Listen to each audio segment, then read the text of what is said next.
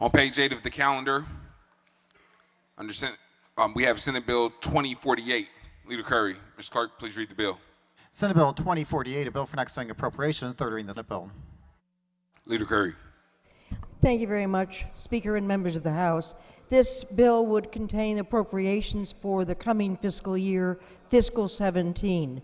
Much of the appropriation level is set by what we did last year, the budget that was approved by the Assembly for fiscal 16, and other funds appropriations are based primarily on what the governor's proposed spending would have been for fiscal 17. It's important for you to note that this measure does not include those items that have been the subject of court-ordered consent decrees.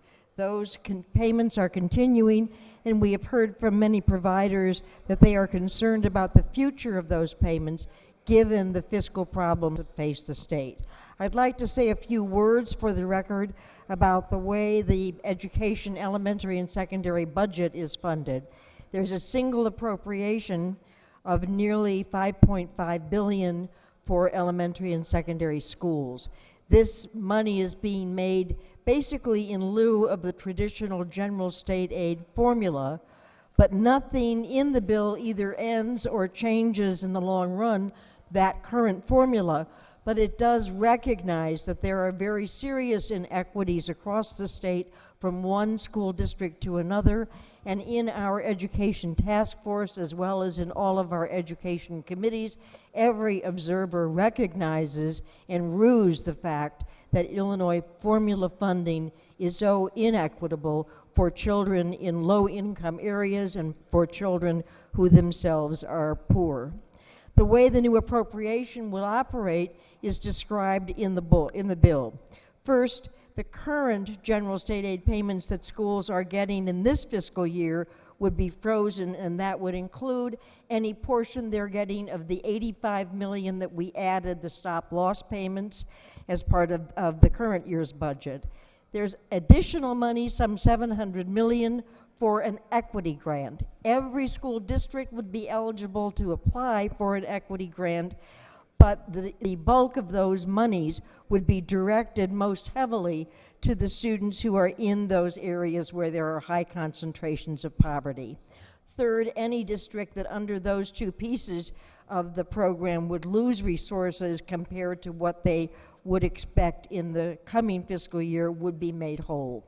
So according to the figures that ISBE has given us, this appropriation would be adequate to cover the three categories. If there's additional money left, that would be distributed through the current general state aid formula. Again, this appropriation is for all school districts, all the entities that currently get general state aid today. No school would lose any general state aid compared to what they're getting this year. No school would lose any general state aid compared to what their claims could be for the fiscal 17 school year, and many, many, many school districts will receive significantly more money under this proposal than they do today. So why are we offering this proposal today, this full funding budget for fiscal 17? We're offering it because today is May 25th, Speaker and members of this House, May 25th, 2016, and we still don't have a budget for the current fiscal year, which comes to a close June 30th. I am worried for the people of the state of Illinois if we leave this assembly at the end of May without a budget that is adequate to the needs of our low-income seniors, our fragile children, our vulnerable populations. I am appalled at the prospect that we would leave this legislature, this spring session, without providing stable funding for the operations of state government, let alone providing for the resources for those who do not have resources themselves that make them able to thrive and survive in this state. There are many important programs of state government that have been funded through the court system, through consent decrees, but many others have not, and you all know what they are. They're programs to provide tuition help for low-income college kids, money to keep the state universities running, money to see to it that families suffering from problems of autism and epilepsy get some help. It was not until late in the fiscal year that we were able to fund domestic violence shelters, and we only recently have sent to the governor a bill that will provide funding for those people who are victims of rape. It is unconscionable that this state has failed to do its job during the current fiscal year, and it would be even more unconscionable for us to leave this assembly without taking care of our responsibilities for the fiscal year to come. I am, of course, always hopeful that there still is time for us to work cooperatively. I myself have been a member of several of the governor's working groups, and I am hopeful that we might be able to come to compromise and find a way that we can all agree on funding levels and programs for fiscal 17, which begins July 1st. But I don't think we can afford to count on compromise. It didn't work in the current fiscal year, and there's no guarantee that it will in the next. And for us to turn our backs on our responsibilities and fail to leave an insurance policy in place in the event that there is no further compromise would, I think, be a significant disservice to the people of the state of Illinois, particularly to those who are vulnerable, who are fragile, who have no place but to us to turn. With that, Speaker and members of the House, I'm happy to answer your questions. I would appreciate your questions, and I certainly would appreciate your yes vote for passage of Senate Bill 2048. Chair recognizes Leader Durkin. Oh, for crying out loud. This is absolutely the biggest joke that I've witnessed in my 18 years in Springfield. Inquiry of the clerk. When was the rules report posted regarding this bill? Mr. Clerk.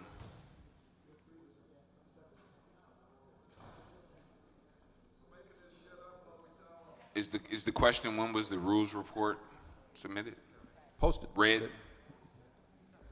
On this bill.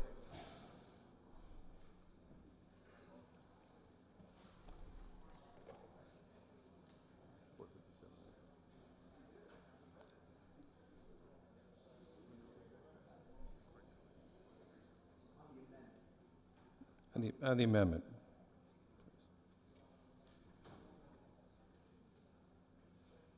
The Rules Committee met this afternoon, and the report was read into the record at 4:57 p.m. And it is 6:47, excuse me. Okay. Representative Curry, here's a basic question, and I'm sure you have a very thoughtful and witty answer. Witty. Could you tell me what appropriation committee this bill was assigned to that vetted this 500-page bill? Representative, the appropriations committees have met this year and last year. They've discussed all manner of funding, and while this particular bill didn't go to a particular committee, it is, as you know, since I explained it, it covers the water fund, and we have 5 appropriations committees.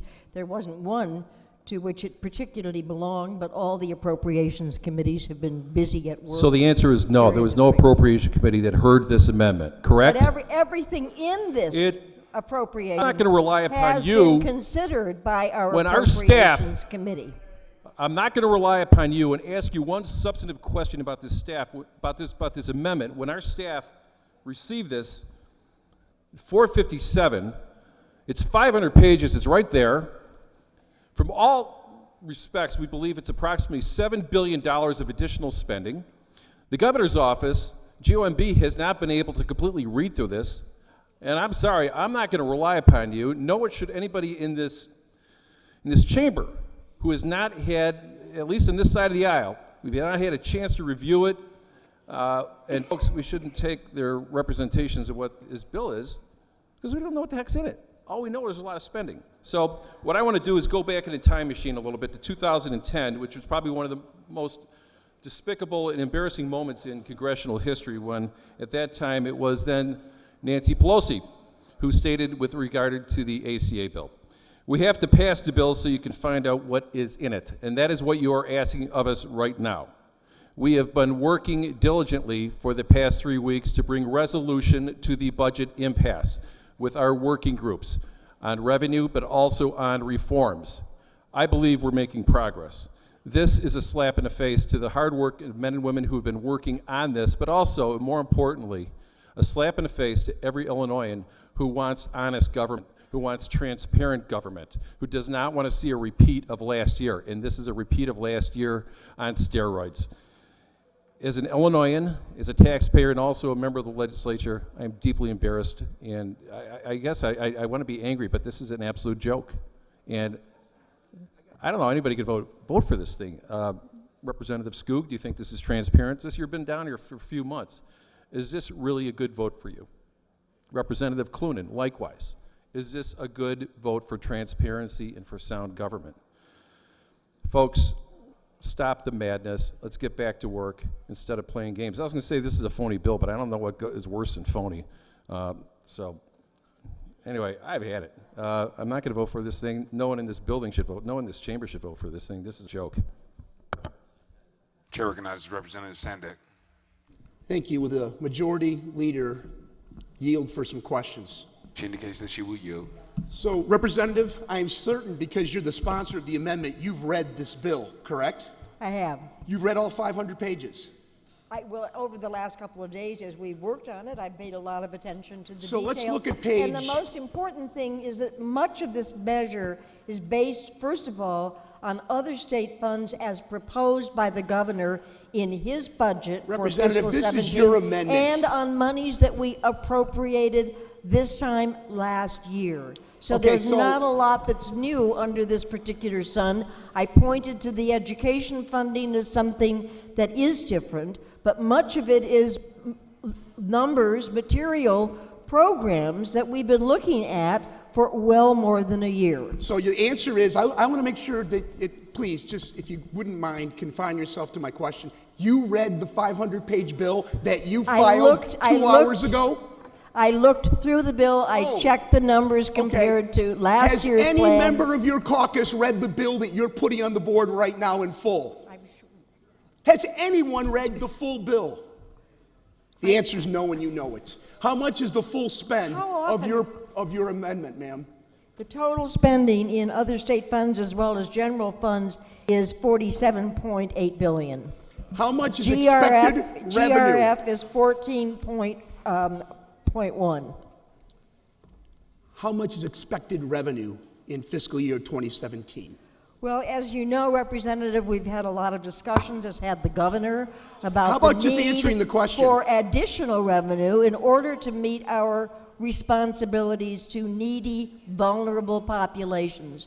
And I would certainly agree that we need, I agree with the governor, I agree with others who pointed out that How we much need is new the revenue. budget you propose out of balance, ma'am? I asked you what the revenue expectation is for fiscal year Since I don't 2017. know, I don't know what the dollars are that are going out. Give me under an the approximation. many consent decrees that your governor has entered into. It's hard for me to get a handle on the total monies that will be available, total monies that are available. Give me an expectation in your mind, an approximation, ma'am, of how much you think the state will receive in revenues in fiscal year 2017. Well, if we do our work and if we decide that God, we're can you going answer to a be, question, please? the answer is, I can't tell because I don't know what's Okay. in the comptroller's You don't know office, what your what's out budget of the bill expects comptroller's to office. spend. You don't know what your budget bill expects to bring in. Why are we doing this right now? I told you why we're doing this right now, because we need an insurance policy for the This is people an of the insurance state of policy? Illinois who depend upon us, people who need a stable, solid budget. I am hopeful that there will be further discussions and compromises with the governor. As I said, I've been part of several of his working groups, but I don't think, since we never reached compromise a year ago, that we can count on that. I think it is critical for those whose programs have not been funded through consent decrees, for those whose programs have not been funded by continuing appropriations, that we give them the security of knowing that there is the possibility of a state budget in place in the coming fiscal year. It is shocking that there was not during the current fiscal It year. is shocking because you didn't put one on the board. You haven't engaged in conversation. It's an Sorry. outrage, actually. We actually passed a budget. We sent a budget to the governor's Okay. desk. To a the bill, full budget. excuse me, He to the signed amendment. one portion of it, and since then, we've actually agreed with the governor on some 6 spending plans. Cooperation is possible, but it is not possible for us to walk away from this chamber without having offered some security to the people of the state of Illinois that there will be a budget, that we can govern the state, and that vulnerable populations will find that their needs can be met. Thank you for the filibuster and the non-answers, Majority Leader. To the amendment, Mr. Speaker, I want to talk to my colleagues for a second, particularly those that I had the pleasure of working with and hope that I can continue to work with in the reform working groups that I've been involved in for the last week. I'm not sure there's anything more important what we're going to do, maybe today for sure. So I've worked with Democrats and Republicans in this chamber and in the Senate for about a week, maybe a week and a day. I think I've met 15 times with people on a variety of matters. Not one time was there anything not collegial. Not one time was there anything unprofessional. At all times, our discussions were substantive, thoughtful, and much gains had been made. Many gains. I'm not going to say full agreement because that wouldn't be correct. But on a couple of topics, we were darn close to finishing those matters and moving on to other things. In fact, I'm supposed to be in a meeting right now on workers' comp. We have made gains. Rank and file people who represent our constituents. This amendment is a joke. It is infuriating because we have a framework, a budget framework, and a reforms framework that can turn the state around and stop the hemorrhaging. But my goodness, if you're going to vote for this, you're putting $7.2 billion more of unfunded, unbalanced, illusory spending. This is a horrible message. Please search your consciousness, search your souls. This is exactly what we should not be doing. This is throwing cold water on progress. Don't take the bait. Don't be bullied or threatened. Vote no on this nonsense. And then let's continue to have thoughtful, engaging, collegial, professional, substantive budget and reform conversations. That's what we're elected to do. That's what all our constituents expect of us. This is absolutely an embarrassment. Don't do it. You're going to be held accountable for it. It is absolutely the wrong thing to do. Search your souls. Vote no. Representative Dimmer is recognized. Thank you, Mr. Speaker. Will sponsor yield? She indicates that she will. Leader Curry, it's 6:58 p.m. right now. We had confirmation from the clerk that this amendment was released from the Rules Committee at 4:57 p.m., and it's 500 pages long. Do you believe it's reasonable that in the course of 2 hours, members on our side of the aisle would have the chance to review a 500-page amendment? Yeah, I was- believe that your staff would have been very familiar with the budget that passed a year ago, and much of the spending in this bill And how would we reflects know those that? dollars. Your staff, I assume, has analyzed the governor's proposed spending for fiscal 17. Much of the money in other state funds comes directly from his proposals. Oh, we've There's analyzed. nothing new We've in analyzed this bill. the other budgets. There's We've nothing analyzed the other new that budgets. you haven't seen before. 500 pages. 500 pages in 2 hours. That doesn't seem fair. That doesn't seem reasonable. That doesn't seem possible Your staff to knew review all these 500 numbers. pages in 2 hours. Representative, when you mentioned earlier that programs that are covered by court orders or consent decrees are not included in this appropriation. Is that correct? That is correct. What is the total appropriation that you've offered in this amendment? In general funds, it is $14.1 billion.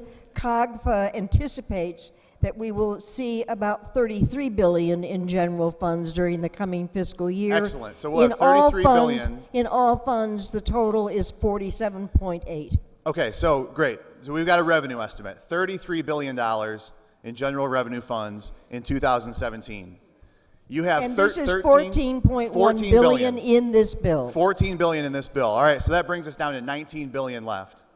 What is the estimated spend in FY17 for programs covered by court orders and consent decrees?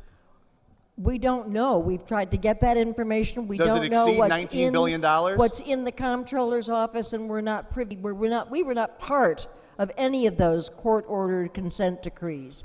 So you're comfortable appropriating we're not $14 sure. billion We do believe. without knowing what we have? As I said, we're not covering the consent decrees because those are already out there. But those consent decrees and court orders require that we spend money out of the general revenue fund. Is that correct? Under this budget bill, yes, we would spend money from general revenue, $14.1 billion. And you give us a number of $33 compared billion. to $33 billion, which $33 billion will in income, $14 billion covered by this, yet no one can answer how much is covered by court orders and consent decrees. So you can't tell me if this is a balanced budget.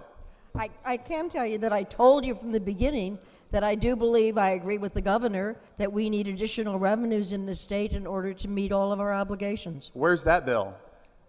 I'm waiting for the governor to offer it. It's part of his grand Does the governor bargain. offer bills in the legislature? The governor has Don't caused representatives to be and senators introduced- offer bills in the legislature? And don't we talk about the governor's introduced budget, even though the governor doesn't in fact introduce it? Have you read any fiscal analysis of this bill that suggests that when you combine what's appropriated from general revenue funds in this bill, when you combine that with what's covered by court orders and consent decrees, what we're proposing tonight, for the first time in Illinois history, would spend more than $40 billion in a single fiscal year? That's not my understanding from the limited analysis we have seen. More than $40 billion. For the first time in Illinois history, said- more I than said $40 that. billion I did say that. on what you have conceded is $33 billion in revenue. That's a and- $7 billion deficit. And just for those keeping score at home, the comptroller's website today reflects that there is $7,055 million in unpaid bills. We will double the stack of unpaid bills by approving this bill tonight. Right, but We will unfortunately, double. it was the governor that offered to enter into these consent decrees. The legislature was not part of it. I would also say that I don't know. We don't have actual spending levels from each of those consent decrees. Medicaid A bills are majority of paid, these consent but we decrees don't were know the entered size of into the by the Medicaid bills that Blagojevich will and come Quinn in. administrations. And yet they still govern spending out of the general revenue fund today. So we must, as legislators, we must take into account the spending that's required out of the general revenue fund by court orders and consent decrees before we can consider what money remains for us to appropriate. We've heard tonight $33 billion is the revenue estimate for fiscal year 17, yet this bill, when taken in its entirety, would spend more than $40 billion out of the general revenue fund. Representative, I too was in the budget working groups. I sat with Republicans and Democrats from both the House and the Senate, and the discussions that we had in those groups never approached $40 billion in general revenue spending in a single fiscal year. Well, I can't imagine how anyone goes back to their districts and can sell to voters the idea that we would spend $7 billion more than what we're taking in. I can't imagine how you sell that. I can't imagine how after year of unbalanced budgets that have led us to a point where vendors are waiting hundreds of days to get payment out of the general revenue fund. I can't imagine how we vote on a bill like this tonight. Vote no, ladies and gentlemen. Vote no until you've had a chance to read 500 pages of appropriations bills. We can't pass this bill to find out what's in it. We have to know what's in it before we vote on the bill. Vote no. And I would just say that I do not Mr. accept... Speaker, I'd like to request a verification should this bill receive the requisite number of votes. I do not accept the $40 billion that the prior speaker bandied about. That was certainly not a number that the director of the governor's Office of Management and Budget ever came close to in our discussions in the budget working group. Representative Demmer has requested a verification. Chair recognizes Representative Hoffman.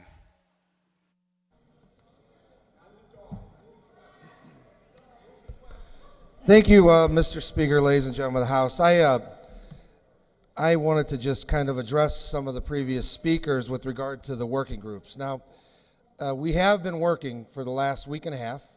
To my mind, we should have started sooner. I wish we would have started sooner. I think everybody on that side of the aisle would have agreed.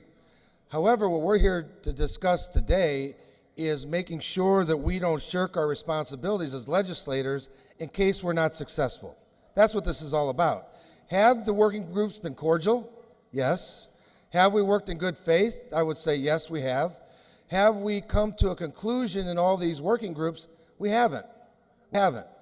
We have a few days left, and I'm committed to continue to work with the working groups to try and discuss on issues with regard to workers' compensation, issues with regard to trying to find some reasonable ground on ancillary issues with regard to collective bargaining. But can I tell you, these are difficult issues. We're not pulling the plug. We're not saying we're not going to keep the working together. We're saying if we don't move the ball forward and for some reason we fail in the working group process, we want to have a spending plan in place. Period. End of discussion, exclamation point. That's what this bill would do. I know you don't agree with it, but why do we want to take ourselves to the 11th hour where Rome is burning and we're not going to know what we're going to do next because our school districts, our universities, our public institutions, our social service agencies don't have a spending plan? I'm not willing to do that. I'm going right back upstairs in room 400 where we have business and labor, the governor's office, your caucus, our caucus, Senate Dems, Senate Republicans, and I'm going to continue to work through the night, like we did last night, on trying to find a solution on the issue of workers' compensation reform. But it is difficult. It is difficult. And as we face these difficult issues, we're going to continue to be committed to working with you, with the governor's office, with the Senate Dems, with the Senate Republicans, to reach consensus that can move us forward. But we're not going to stand by and let Rome burn and let the state of Illinois' budget and no spending plan be put forward. That's what this does. That's why I'm voting aye, and that's why I ask you to vote aye as well. Chair recognizes Representative Bill Mitchell. Thank you, Mr. Speaker. Ladies and gentlemen, Madam Leader, I've got a question. Hello, there's someone in the way. Can you move out? The guy right there, move. I can't see the leader. Hey, Jay, thanks. Thanks. Okay. I will. Thank you. Thank you. Madam Leader, I think you have a difficult job today. You've got to sell something that's really unsaleable. But nonetheless, I have to have a question. How much money did the state of Illinois have in the bank this morning? I don't have that information. You might want to call the comptroller. You I might know, wanna it's call the online. It's treasurer. online. Ladies and gentlemen of the House, it's $182 million. Okay, we have $182 million in our bank account, and we had $7.1 billion of unpaid bills. We had 36,000 vendors owed money, and yet you want to spend $40,455 million. Is that correct, Madam Leader? Does that sound good? No, sound okay? It doesn't sound right at all. Well, these are facts. These are facts. You know, everyone has an opinion, but these are facts. Well, except that the facts that the director of the governor's office of management and budget does not match the figures you are reporting on the House floor. Then under this budget, what would be the deficit? As I say, I don't have access to all those numbers, but the numbers that we've heard do not reach anything like the amount you're describing. You're proposing something, and you tell the people of Illinois, we don't know how much it's going to cost? What I said is that we don't know what the actual cost of those decrees that the governor entered into, that the governor said yes to, ultimately will cost. It depends on what services, for example, the Medicaid providers offer. We don't say, okay, everybody gets a check for $100. You only get reimbursed for the services you provide our clients, as an example. Madam Leader, I think the director of GOMB was in your group and said this is the numbers, $40 $5,455,000,000. He did not, I'm sorry, he did not say that. What did he say? You know, I think he didn't discuss that specifically. He did talk about owing monies beyond what we anticipate or COGPA anticipates will come in next year, but it wasn't to the tune of $8 billion or $7 billion. One thing I think everyone in this chamber would agree, this is not a balanced budget. Is that correct? Well, expenditures... We're appropriating $14.1 billion out of general revenue. We're told that by COGPA that we'll have $33 billion in general revenue funds in the coming fiscal year. You're very creative. I'll give you that. Good A for that. Madam Leader, and you've been here for a while, and so have I, and I appreciate the job you've done. But one thing that is our obligation, every 2 years we raise our hands and we take an oath to the Constitution of the United States and the state of Illinois. And one of it says, in our Constitution, the state of Illinois says, we have to pass a balanced budget. This is not a balanced budget. Everyone knows that. We all know that. Let's stop the charade. We know we're spending more money under this budget than the revenue. Now, you have, the voters of the state of Illinois, in their infinite wisdom, have given the Democratic Party 71 votes. You've got 71 votes in this chamber. Takes 60 votes to pass anything. If you want to spend $40 billion and some change, then you can do that and you can pass the revenues. What I'm saying, there is a difference in political parties. You are certainly more aggressive and say there's a problem, you want a government program. I differ with that, okay? We have an honest difference of opinion. Governing is about making choices. This budget isn't making choices. This budget is saying we're going to be Santa Claus in May. And the people of Illinois are smart enough to know Santa Claus is in December, okay? This is a fraud. The people of Illinois are just sick and tired of fraudulent budgets, one after another.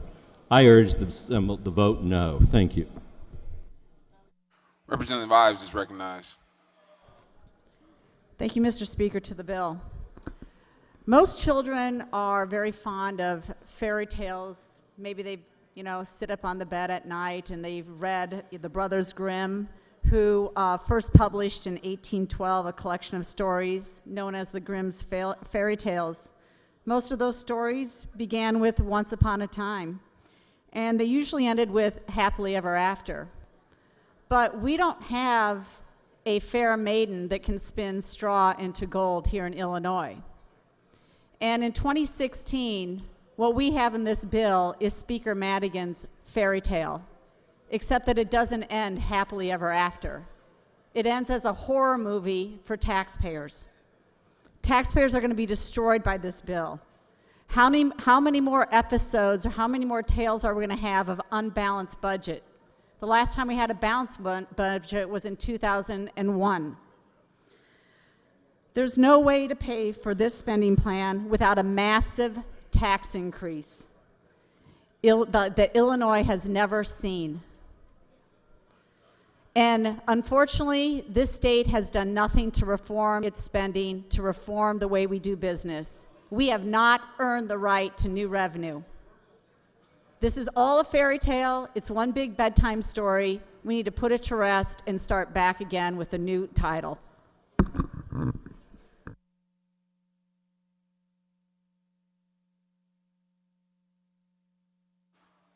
Leader Lang is recognized.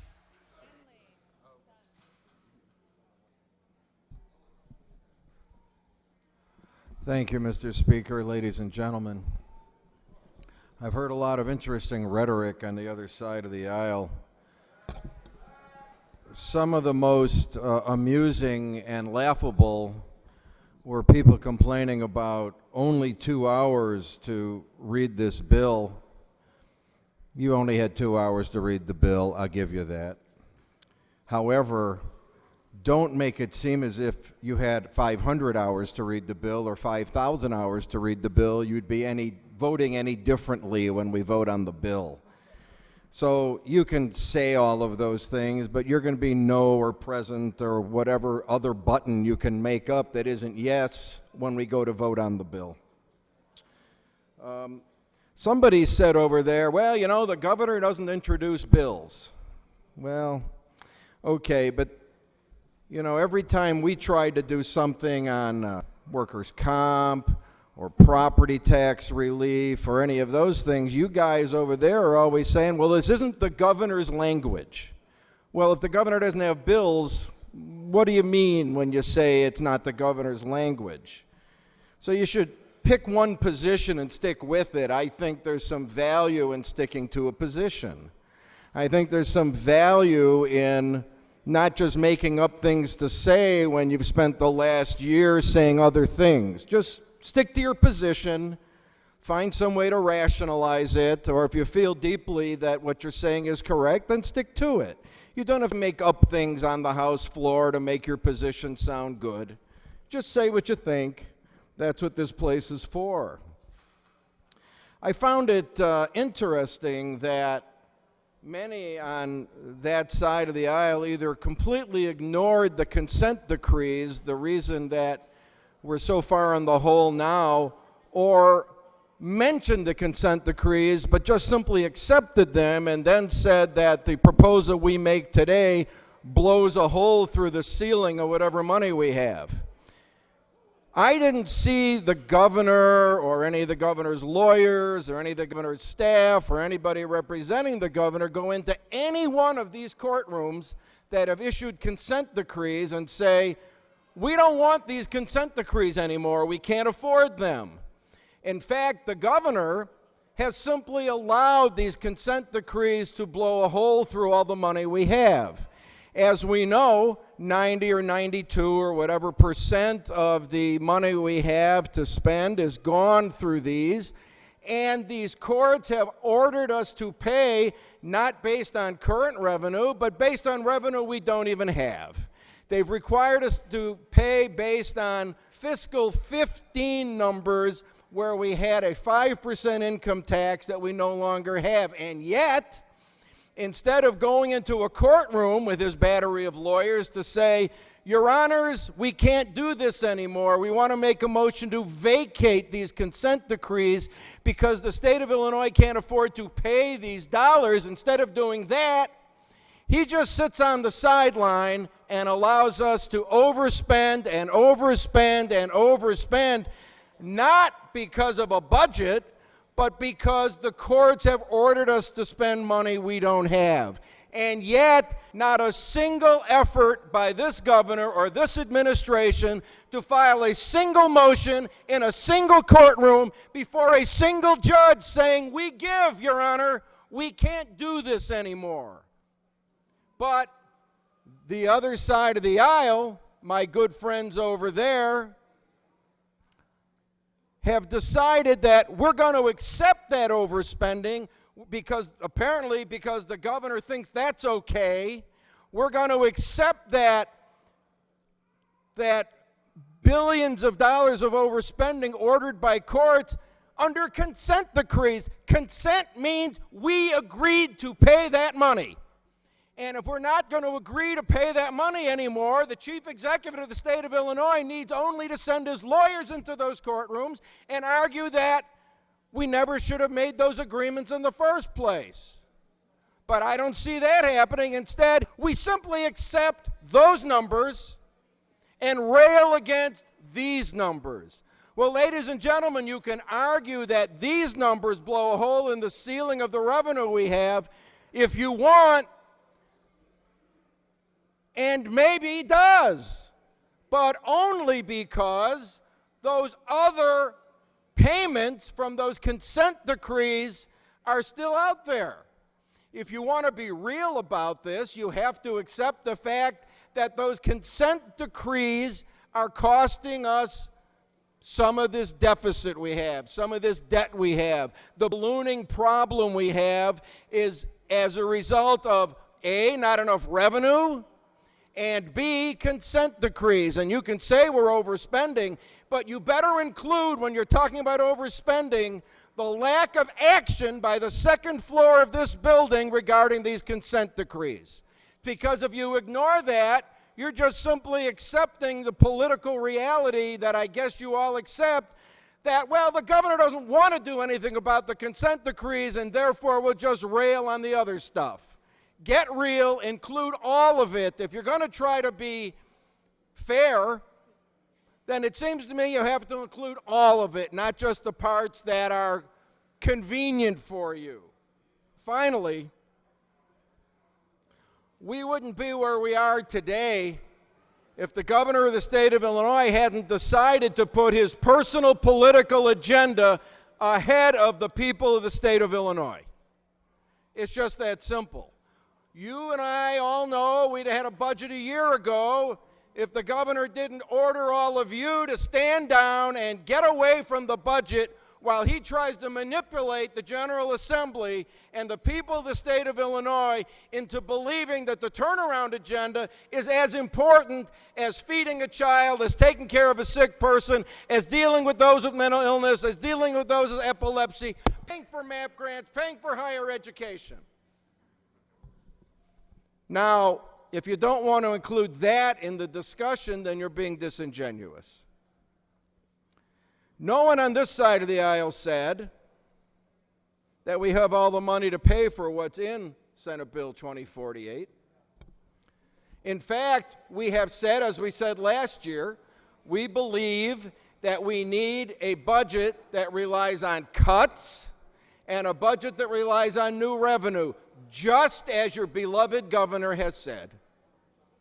Just as the governor has said, we need cuts and we need new revenue. Now, if you don't want to be disingenuous about it, you have to accept the fact that that's what the governor of the state of Illinois said. And so, my friends, let's have a real debate on the floor if you want to have one, but let's include all the facts. You can say whatever you want about Senate Bill 2048, and you will, and you'll say it whether you had 5 minutes, 5 hours, or 5 years to read it. Your votes are all going to be the same. Just as they were on the education budget last year that you all voted no on, that the governor signed declaring it his greatest achievement in his first year in office.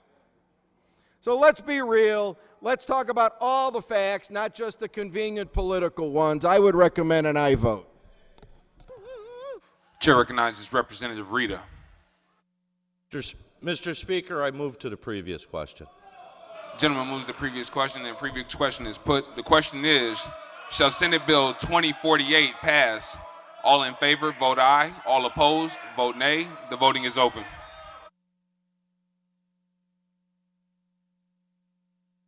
Have all voted to wish? Have all voted to wish?